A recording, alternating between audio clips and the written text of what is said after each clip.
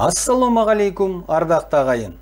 Қазақ елінің тарихында Қонаев атамыз жұмыссыз қалып, енді мені қайда жібереді екен деген кезең болғанын бірі білсе, бірі білмейді.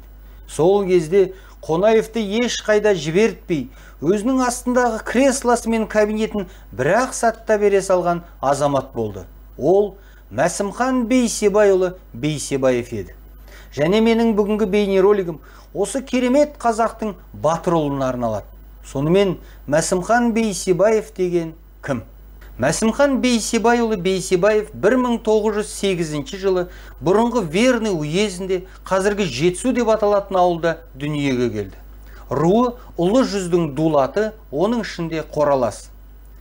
Жалпы Мәсімхан ағамыздың шыққан тегі өте керемет болған. Оның арғы апасы Шыңғысханның өзі тараған, аты аңызға айналған Алангоа. Сол себепті Мәсімхан атамыз шыққан қоралас руы Шыңғысханның нағашысы саналып, үлкен беделге ие болған. Ал Мәсімхан ағамыздың кейінгі атасы Қырғыз бен Қытайға қарсы соғыстарда көзге түскен Абылай ханның атақты қолбасшысы, жаралы жолбарыс аталып кеткен Жауғаш батыр Қырбасұлы еді. Қайтыс болғаннан кейін Жауғаш батыр Түркістандағы Қожа Ахмет Яссауи кесенесінің ішінде Абылай ханның қасына жерленген. Әрине осындай текті жерден шыққан Мәсімхан ағамыздың бойында батырлық та, батылдық та асып тосып тұрды. Бірақ өмірінің басы оңай болмады. Еліне күн туғанда атқа қонған аталарынан Мәсімхан ағамыздың әкесіне тек бедел мен елдің құрметі ғана мұрагерлікке қалып, асқан байлық болмады. Ел қатарлы малын бағып, қолы бос кезінде Бейсебай атамыз көрші орыстарға жалданып жұмыс істеп жүрді. Орыстармен араласу барысында Бейсебай ақсақал өзімен бірге жас Мәсімханды да апарып жүретін. Сол кезде Мәсімхан өзінің жігерлігімен, зеректігімен көзге түсіп, 1922 жылы Верный қаласындағы мектепке қабылданды. Ең қызығы, мектеп орыс мектебі болса да, білімге құштарлығы өте жоғары болған Мәсімхан орыс тілімен қатар араб тілін сол жердегі қазақ оқытушыларынан үйреніп алады. Аталмыш мектепті үздік бітірген Мәсімхан 1925 жылы Талғардағы ауыл шаруашылық техникумына жолдама алып, осы техникумды 1931 жылы тәмамдап, агроном мамандығын игереді. Еңбек қызметін жас агроном өсімдіктерді қорғау тобында бастап, аз уақыттың ішінде Мәсімхан Бейсебаев Алматы қаласы ауыл шаруашылық зиянкестермен күресу тресті директорының орынбасары лауазымына жетеді. 1933 жылы 25 жастағы Мәсімхан Бейсебаев өзі оқыған Талғар техникумының директоры болып тағайындалды. Бірақ Мәсімхан ағамыздың білім саласында қызметі көпке созылмады. Себебі репрессияның нәтижесінде талай батырларынан айырыла бастаған Қазақстанда кадр тапшылығы бой көтерді. Сол кезде партия мен мемлекет қызметіне шақырылған мыңдаған жастардың ішіне Мәсімхан Бейсебаев та еніп, 1936 жылы ағамыз Қазақстан коммунистік партия орталық комитетінің ауыл шаруашылығы бөлімінің нұсқаушысы болып тағайындалады. Міне, осы кезден бастап Мәсімхан Бейсебаевтың мемлекеттік қызметі басталды десек те болады. Білгір, қабілетті қазақ, орыс, араб тілдерін жетік меңгерген Мәсімхан Бейсебаев әрине қызмет бабында тез өсті. 1939 жылы, яғни партиялық қызметке келгеніне 3 жыл болар болмастан, ол Алматы облыстық партия комитетінің ауыл шаруашылық бөлімін басқарды. Соғыс бастала салысымен Мәсімхан ағамыз алғашқылардың бірі болып өтініш берді. Әрине жауапты партия қызметкері ретінде Мәсімхан Бейсебаев майданға бармауына да болар еді. Алайда батырдың ұрпағы, асылдың сынығы, бойында еліне деген сүйіспеншілік қайнап тұрған Мәсімхан үйде отыра алмады. 1941 жылдың 23 маусымда, яғни соғыстың екінші күні-ақ, Мәсімхан Бейсебаев 270 атқыштар дивизиясы, 977 атқыштар полкының политругі болып майданға аттанды. Алайда 1941 жылдың соңында Мәсімхан ағамыз 10 жақ сирақ буынан жарақат алып, әскерден алыстатылып, отанына оралды. Бір аяғына ақсап, денсаулығына ауыр зақым келсе де, Мәсімхан ағамыз мүгедектік алудан бас тартып, қызметке тағайындауын талап етті. Ақыры 1942 жылы Алматы облысының атқару комитетінің төрағасы қазірше Алматы облысының әкімі етіп тағайындалды. 1946 жылы Мәсімхан ағамыз Ақмола облысы партия комитетінің екінші хатшысы болып ауыстырылады. Ал 1950-1952 жылдары Мәсімхан ағамыз Мәскеудегі жоғарғы партия мектебінде оқиды. 1952 жылы елге оралған Мәсімхан Бейсебаевты Көкшетау облысы партия комитетінің бірінші хатшысы етіп жібереді. Сол кездегі Қазақстанда бұл тағайындау тарихи оқиға болды. Себебі бұған дейін Көкшетау облысын бірде-бір қазақ әлі басқарып көрмеген еді. Тіпті Көкшетау тұрғындары өздерін Ресейдің бір облысы ретінде ашықтан-ашық жариялап та жүретін. Алайда Мәсімхан Бейсебаев ешбір сескенбей, облысқа келе салысымен жергілікті қазақтың жағдайын жақсартуға кіріседі. Бар жоғы облысты 1-2 жыл басқарса да, Мәсімхан ағамыздың кезінде жергілікті қазақтар басшылық қызметтерге тартыла бастайды. Көптеген совхоз бен колхоз директорлығына қазақтар тағайындалып, партиялық мекемелерде қазақтың саны өсті.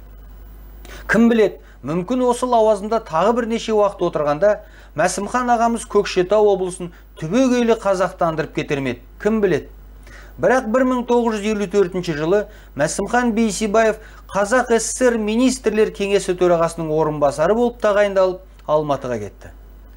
Алайда 1958 жылы аяқ астынан Мәсімхан Бейсебаев осы қызметтен алынып, Алматы облысы партия комитетінің бірінші хатшысы болып ауыстырылды.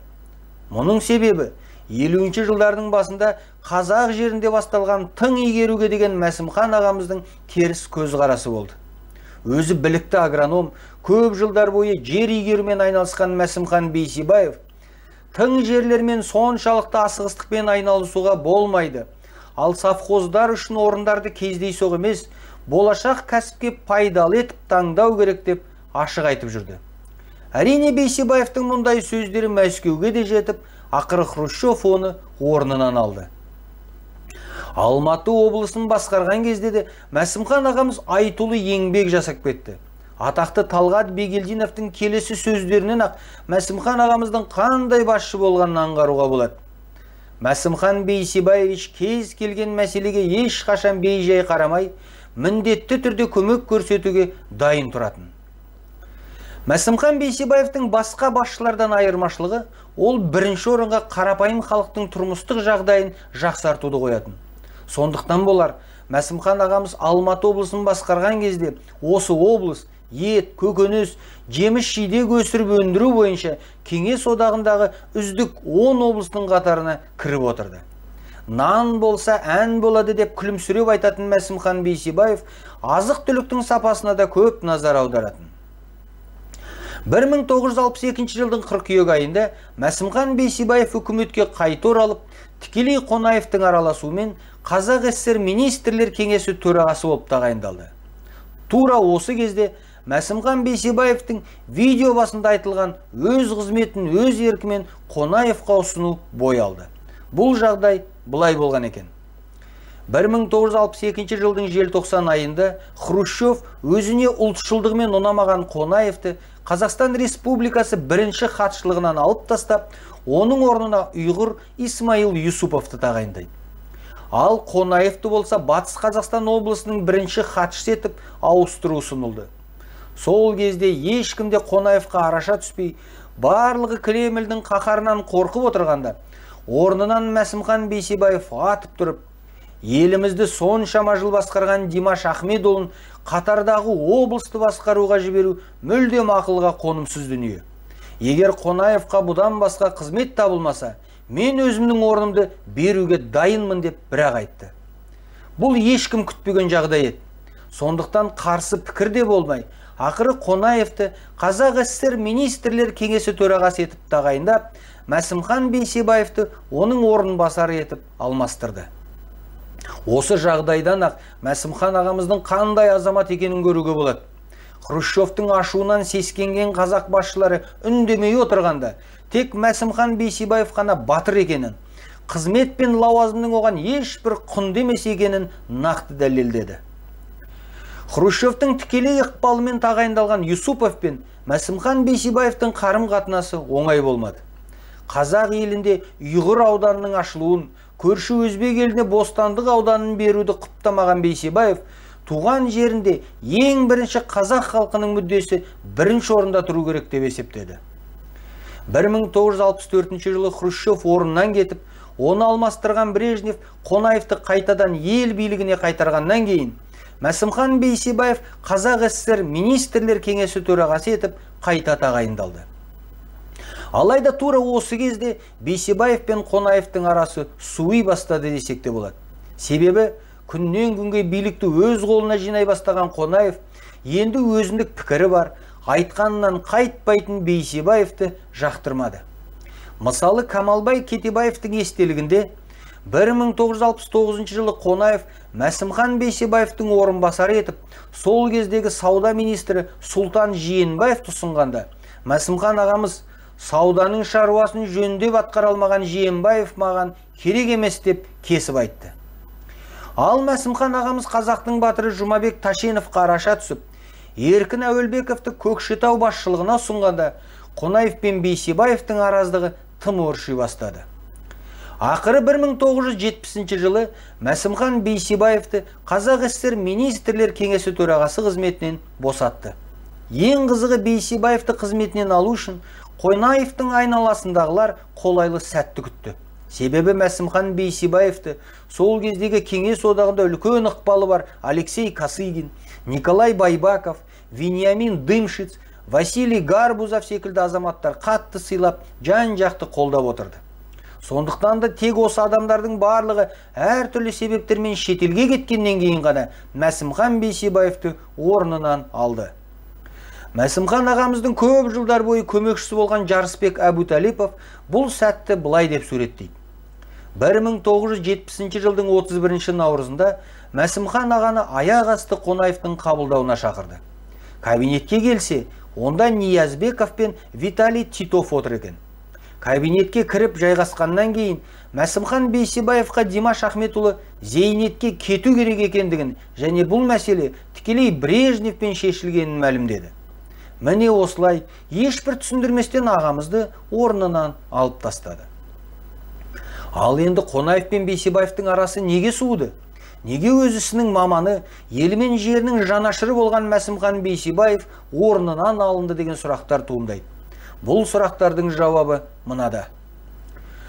Біріншіден, Қонаевтың айналасындағылар Димаш Ахметұлына Мәсімхан Бейсебаевтың Мәскеуде керемет таныстары бар, елде де ықпалы зор, ертең сіздің орныңызға таласуы мүмкін деген сөздер айтылды.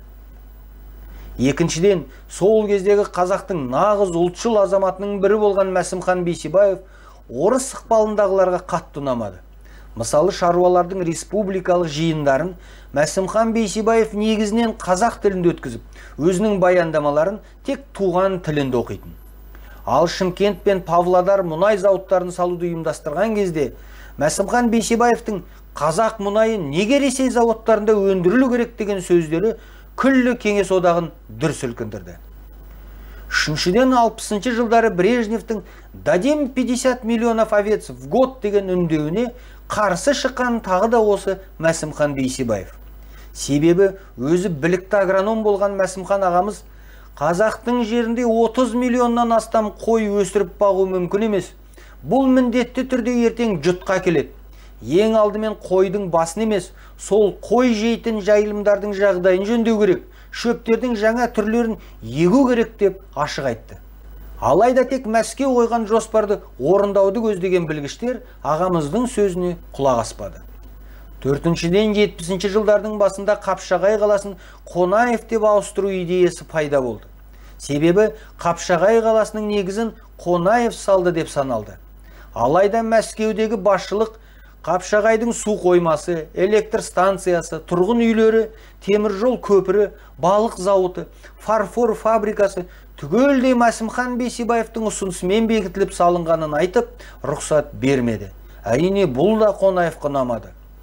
Және де ең соңғы себеп, 70 жылдардың басынан бастап ел басшылығына өз істерінің мамандары емес, тек бастықтың көңілін аулап, айтқанын бұлжытпай орындайтын жағымпаздар келе бастап, оларға әрине Мәсімхан Бейсебаев секілді турашыл, тік мінезді азаматтар ұнамады. Алайда толығымен Мәсімхан Бейсебаевты қызметсіз қалдыруға сол кездегі биліктің дәті жетпей, ағамызды 1970 жылы зейнеткер болғанына қарамастан шабындық шаруашылығын зерттеу институтының директоры етіп тағайындайды да, тек 1971 жылы түкке тұрмайтын сылтаумен осы қызметтен босатты. Осыдан кейін Мәсімхан Бейсебаев енді ешқандай қызметке тартылмай, өмірдің соңына дейін зейнетте болды. Бірақ қайтыс болардың алдында Мәсімхан ағамыз тағы да бір опасыздықтан зардап шекті. Өмір бойы жұмыс қызметте болған Мәсімхан ағамыз зейнетке шыққаннан кейін де тыныш отыра алмады. 1976 жылы «Годы покорения целины в Казахстане» деген естелік шығармасын бастап, оны 1978 жылы аяқтайды. Алайда Қазақстанның ешбір баспанасы ағамыздың кітабын баспай, ақыры шығарма жазба түрінде Мәскеуге «Новый мир» журналының редакциясына жіберілді. Алайда уақыт өте берді, кітап болса басылмай қала берді. Қоңырау шалса, әне-міне шығарамыз деген тек уәделер. Бұл қалай болды деген сұрақпен Мәсімхан ағамыздың мазасы кетіп жүрген кезде 1978 жылы Леонид Брежневтің «Целина» деген шығармасы шығады. Әлгі кітапты ағамыз алып қараса, 70%-дан астам материал Мәсімхан Бейсебаевтың Мәскеуге жіберген қолжазбасынан алынған екен. Ал ағамыздың еңбегі болса, сол қалпы шығарылмады. Әрине журналистерді шақырып үлкен шу жасауға болар еді. Алайда Мәсімхан ағамыздың болмысы басқа еді. Сондықтан ол қолды бір сілтеді де қоя салды. Өмірінің соңғы күніне дейін елі мен жерінің жанашыры болған Мәсімхан Бейсебаев 1987 жылы 79 жасында өмірден өтті. Керемет маман, білгір басшы, қазақ патриоты Мәсімхан Бейсебаевтың өмірі міне осылай аяқталды. Ең өкініштісі, сонау 1970 жылы биліктен шектетілген ағамыздың есімі әлі күнге дейін қазаққа беймәлім. Ал осындай ағаларымыздың есімі қазақ жастарын тәрбиелеуге көмектесу керек қой. Ал біз болсақ, Мәсімхан Бейсебаевты ұмытуға тырысамыз. Әй қазағым-ай, өз батырларыңа тағзым етуді қашан үйренесің деген келеді осындай кезде. Сондықтан да құрметті ағайын, осы бейнероликті барынша таратыңыздар. Өйткені Мәсімхан ағамыздың есімі әр қазақтың отбасы, күллі Қазақстанның елі білу керек.